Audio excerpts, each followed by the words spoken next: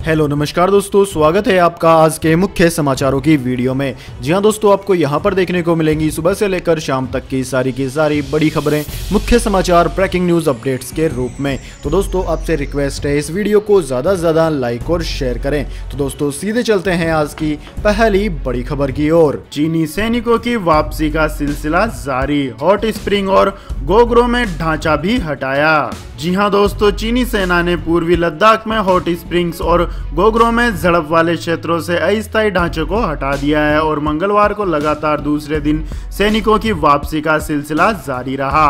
भारतीय सेना उनकी पीछे हटने की गतिविधियों पर कड़ी नजर रख रही है, सरकारी सूत्रों ने यह जानकारी दी है। गोगरा और हॉट स्प्रिंग ऐसे बिंदु हैं जहां पिछले 8 सप्ताह से दोनों देशों की सेनाओं के बीच संघर्ष की स्थिति बनी हुई है। सूत्रों ने बताया है कि इन दो क्षेत्रों से सैनिकों के पीछे हटने का काम 2 दिन में पूरा होने की संभावना है और इन क्षेत्र से चीनी सेना द्वारा सैनिकों की पर्याप्त वापसी भी की गई है। आपकी जानकारी के लिए बता दें दोस्तों, राष्ट्रीय सुरक्षा सलाहकार अजीत डोभाल और चीनी विदेश मंत्री वांग यी ने रविवार को टेलीफोन पर बात की थी, जिसमें वे वास्तविक नियंत्रण रेखा से सैनिकों के तेजी से पीछे हटने की प्रक्रिया को पूरा करने पर सहमत हुए थे, जिसके बाद से ही सोमवार की सुबह से सैनिकों की वापसी की प्रक्रिया शुरू हो गई थी। इसके बाद दोस्तों जानते हैं अगली बड़ी खबर। नए नक्शे विवाद पर भारत का साथ देने पर नेपाली सांसद पर गिरी गाज, पार्टी से की गई निष्कासित। जी हां दोस्तों, भारत संघ सीमा विवाद के बाद जारी किए गए मैप का विरोध करने पर नेपाल की जनता समाजवादी पार्टी नेता सांसद सरिता गिरी को पार्टी से निष्कासित करने का फैसला लिया है। सरिता शुरू से ही भारत संघ नक्शे विवाद पर नेपाल की ओली सरकार का विरोध करती रही है।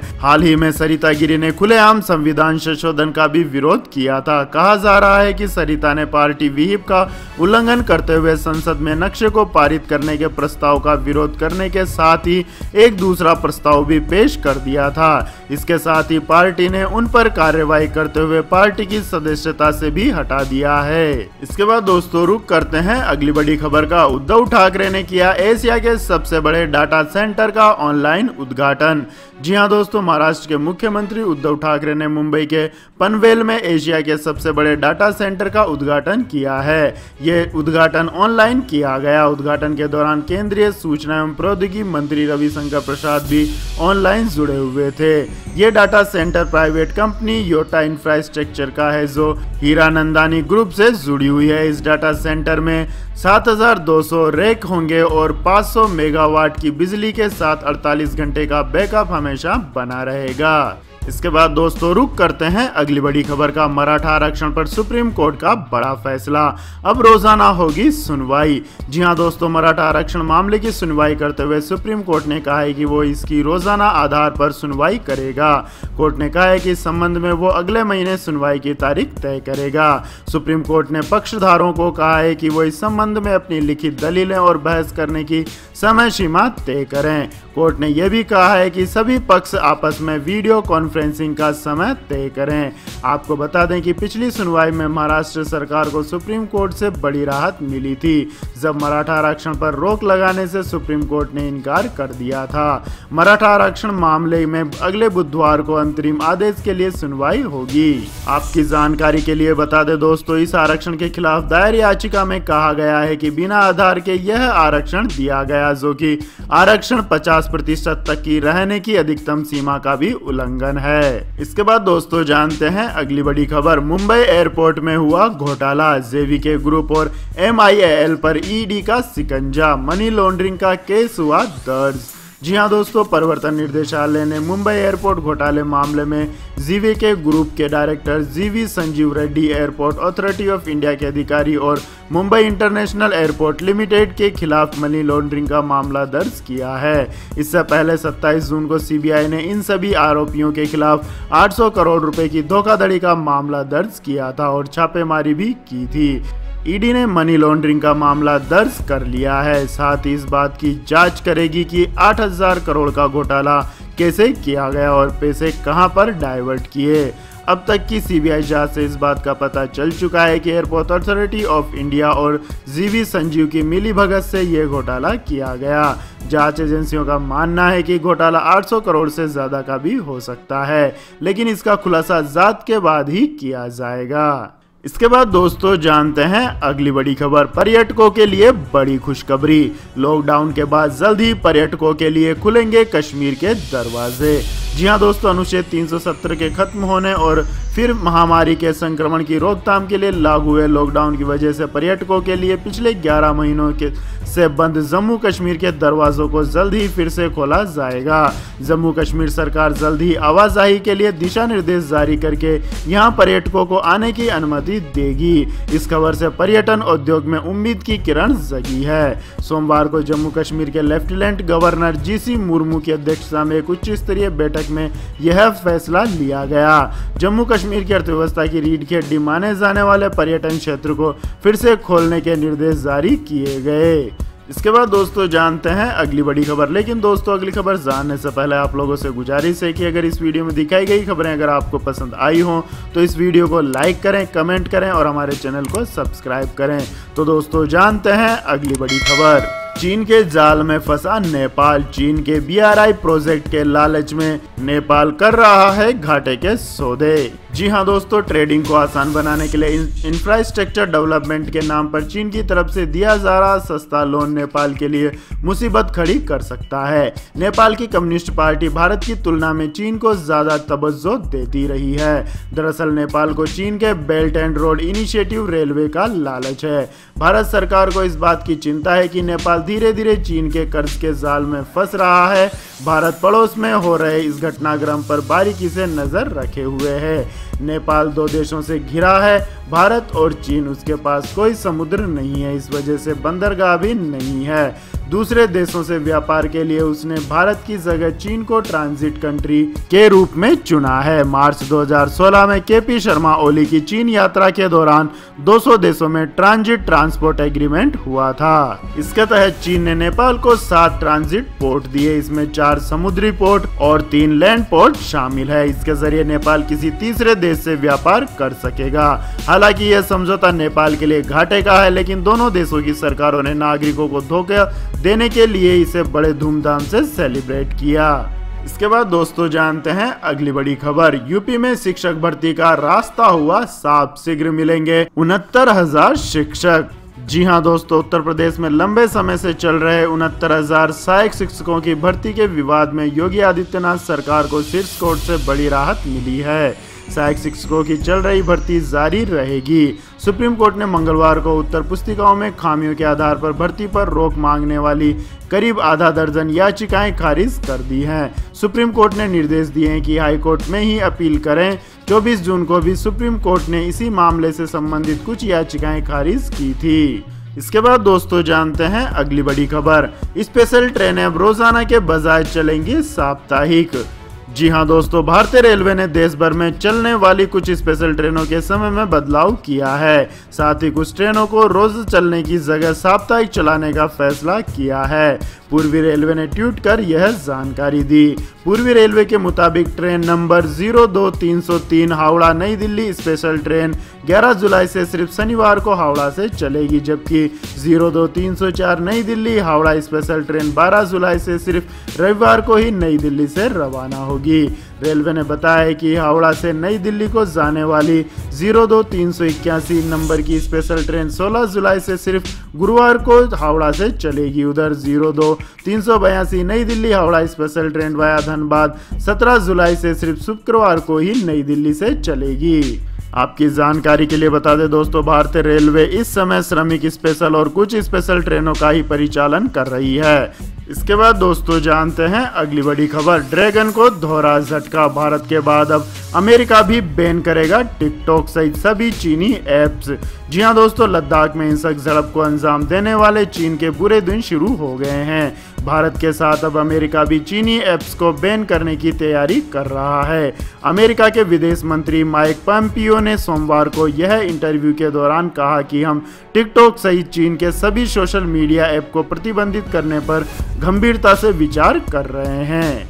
इसके बाद दोस्तों जानते हैं अगली बड़ी खबर। नहीं मान रहा है नेपाल, अब बिहार सीमा के पास नो मैंस लैंड पर बने पुल पर लगाया बोर्ड। जी हाँ दोस्तों, एक तरफ नेपाल के भीतर राजनीतिक उथल पुथल के हालात हैं, वहां के प्रधानमंत्री केपी ओली शर्मा पर इस्तीफे का दबाव है, लेकिन इस प्रेशर को कम करने के लिए वे अपने सबसे निकट पड़ोसी देश भारत के साथ सीमा विवाद को तुल देने में लगा है। इसी क्रम में अब रक्सौल में भारत नेपाल सीमा पर नेपाल पुलिस ने तनाव पैदा करने की कोशिश की है। यहाँ दोनों देशों को जोड़ने वाली मैत्री पुल पर नेपाल पुलिस ने एक बोर्ड लगा दिया है। यही नहीं, यहाँ यह भी लिखा है कि सीमा क्षेत्र प्रारंभ, यानी नेपाल नो मैंस लैंड को ही अपनी सीमा दिखा रहा है। तो दोस्तों, नेपाल के भारत के प्रति इस प्रकार के रवैये के बारे में आप क्या कहना चाहेंगे, कमेंट करके अपनी राय दें। इसके बाद दोस्तों जानते हैं आज के मौसम समाचार। मानसून को लेकर आया नया अलर्ट, 24 घंटे में इन राज्यों में होगी तेज बारिश। जी हाँ दोस्तों, मानसूनी बारिश और तेज रफ्तार पकड़ेगी। मौसम वैज्ञानिकों की माने तो देश के मैदानी भागों में मानसून की सक्रियता बनी हुई है।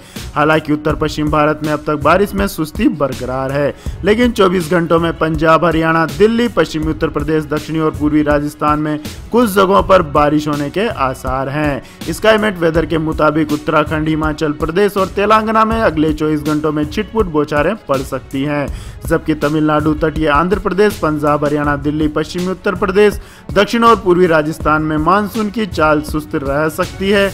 हालांकि कुछ स्थानों पर बारिश की संभावना बनी हुई है। गुजरात में मानसून कमजोर पड़ सकता है, लेकिन सौराष्ट्र में कुछ जगहों पर भारी बारिश का सिलसिला जारी रह सकता है, जबकि बिहार, पूर्वी उत्तर प्रदेश, पश्चिम बंगाल, असम, मेघालय, अरुणाचल प्रदेश, सिक्किम और केरल के कुछ हिस्सों में मानसून सक्रिय रह सकता है, जिससे इन इलाकों में भारी बारिश होगी। वहीं कोंकण, गोवा, तटीय कर्नाटक, मध्य महाराष्ट्र, मध्य प्रदेश, छत्तीसगढ़ और उड़ीसा में हल्की से मध्यम कोटि की बारिश हो सकती है। स्काईमेट के मुताबिक बीते 24 घंटों के दौरान गुजरात के सौराष्ट्र और कच्छ में मानसून काफी सक्रिय रहा, जिससे अत्यधिक बारिश हुई। इसके बाद दोस्तों जानते हैं आज के पेट्रोल और डीजल के भाव। तो दोस्तों, देश में लगातार बढ़ रहे पेट्रोल के दाम स्थिर रहने से जहां लगातार 8 दिन आम आदमी को थोड़ी राहत मिली थी, वहीं आज सरकारी तेल कंपनियों ने डीजल के भाव में बदलाव करते हुए 25 पैसों की वृद्धि कर दी है। राजधानी दिल्ली में 1 लीटर पेट्रोल की कीमत 80 रुपये 43 पैसे है, जबकि 1 लीटर डीजल की कीमत 80 रुपये 78 पैसे हो गई है। इसके बाद दोस्तों जानते हैं अगली बड़ी खबर। सोने की कीमतों में आया उछाल, चांदी में देखी गई गिरावट। जी हां दोस्तों, घरेलू सराफा बाजार में सोने की कीमतों में उछाल दर्ज किया गया है। HDFC सिक्योरिटीज के अनुसार राष्ट्रीय राजधानी में सोने के भाव में 102 रुपये प्रति 10 ग्राम का उछाल आया है, जिससे दिल्ली में सोने का भाव 49,228 रुपये प्रति 10 ग्राम हो गया है। वहीं चांदी की बात करें तो बाजार में चांदी के हाजिर भाव में गिरावट दर्ज की गई है। चांदी की कीमतों में 249 रुपए की गिरावट आई है। इससे चांदी का दाम 50,573 रुपए प्रति किलोग्राम पर पहुंच गया है। इसके बाद दोस्तों जानते हैं अगली बड़ी खबर। CBSE के 9वीं से 12वीं के छात्रों को मिलेगी बड़ी राहत, 30% सिलेबस होगा कम। जी हां दोस्तों, इस महामारी के बढ़ते मामलों के बीच स्कूलों के ना खुल पाने के कारण शिक्षा व्यवस्था पर काफी प्रभाव पड़ा है। स्कूलों के बंद होने के कारण शिक्षा के समय में भी कमी आई है, जिसको ध्यान में रखते हुए CBSE ने शैक्षणिक सत्र 2020-21 के लिए 9वीं से 12वीं का पाठ्यक्रम संशोधित करने का निर्णय लिया है। मूल अवधारणाओं को बनाए रखते हुए पाठ्यक्रम को यथासंभव 30% तक कम कर दिया गया है। यह घटाया गया पाठ्यक्रम बोर्ड परीक्षाओं और आंतरिक मूल्यांकन के लिए निर्धारित विषयों का हिस्सा नहीं होगा। विद्यालय प्रमुख और अध्यापक विभिन्न विषय संयोजित करने के लिए विद्यार्थियों को घटाई गई विषय वस्तु की भी व्याख्या करना सुनिश्चित करें। इसके बाद दोस्तों रुक करते हैं अगली बड़ी खबर का। मास्क सैनिटाइजर को सरकार ने हटाया इसेंशियल कमोडिटी एक्ट से, अब फिर मनमानी कीमत वसूल पाएंगे दुकानदार। जी हां दोस्तों, भारत में इस महामारी के बढ़ते मामलों के कारण सरकार ने मास्क और सैनिटाइजर आवश्यक वस्तु अधिनियम में शामिल करने का फैसला किया था, जिसको एक बार फिर बदल दिया गया है। सरकार ने मास्क और सैनिटाइजर को इसेंशियल कमोडिटी एक्ट की लिस्ट से हटा दिया है। केंद्रीय खाद्य एवं उपभोक्ता मामले के मंत्री रामविलास पासवान ने ट्वीट कर कहा था कि इस महामारी के खतरे के बाद बाजार के रुझान को देखते हुए सरकार ने आवश्यक वस्तु अधिनियम 1955 की अधिसूचना में संशोधन कर 2-3 ply surgical face mask, N95 mask और हैंड सैनिटाइजर को 30/6/2020 तक आवश्यक वस्तु घोषित किया था। इससे उसकी उपलब्धता बढ़ेगी और कालाबाजारी रुकेगी। लेकिन अब 1 जुलाई से इन सभी को आवश्यक वस्तुओं की सूची से बाहर कर दिया है। इसके बाद दोस्तों जानते हैं अगली बड़ी खबर। अब टिकटॉक की तरह चिंगारी ऐप पर क्रिएटर्स को मिलेगा कमाई का मौका। अपना म्यूजिक बनाकर कमा सकते हैं पैसा। जी हाँ दोस्तों, चीनी ऐप टिकटॉक के बैन होने के बाद देसी ऐप चिंगारी भारतीयों के स्मार्टफोन में अपनी जगह बना रहा है। साथ ही अपने फीचर्स को लगातार अपडेट भी कर रहा है। टिकटॉक की तरह ही शॉर्ट वीडियो प्लेटफॉर्म चिंगारी ऐप पर अब क्रिएटर्स अपने टैलेंट को शोकेज कर अच्छी खासी रकम कमा सकेंगे। ऐप डेवलपर्स का कहना है कि वे म्यूजिक क्रिएटर्स को उनके गानों की पहुंच या हिट्स के आधार पर पेमेंट करेंगे। यही नहीं, चिंगारी म्यूजिक कंपोजर्स के हिट गानों के लिए रेवेन्यू शेयरिंग भी करेगा। तो यह थी दोस्तों आज की सभी महत्वपूर्ण बड़ी खबरें। तो दोस्तों आपको हमारा ये वीडियो कैसा लगा कमेंट करके जरूर बताएं और हमारे इस वीडियो को अधिक से अधिक लाइक और शेयर करें। साथ ही हमारे चैनल को सब्सक्राइब करके बेल आइकन का बटन भी दबा लें। धन्यवाद। जय हिंद, जय भारत, वंदे मातरम।